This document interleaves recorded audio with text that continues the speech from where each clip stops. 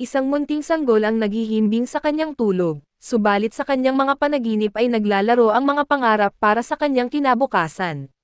Sa kanyang mga panaginip, nakikita niya ang sarili na lumalaki at nagiging isang magaling na doktor. Nagpapagaling sa mga may sakit at nagbibigay ng kaligtasan sa mga pasyente. Nakikita rin niya ang sarili na sumasayaw sa entablado, nakakapagbigay ng saya sa mga tao sa pamamagitan ng kanyang talento. Ngunit sa kabila ng lahat ng ito, ang pinakamalaking pangarap niya ay ang magkaroon ng isang maligayang pamilya, na mayroong mga taong magmamahal sa kanya at susuporta sa kanyang mga pangarap. Sa kanyang murang edad, hindi pa niya alam kung paano niya makakamit ang kanyang mga pangarap, ngunit umaasa siya na sa tamang panahon at sa tulong ng mga taong nakapaligid sa kanya, makakamit niya ang mga ito.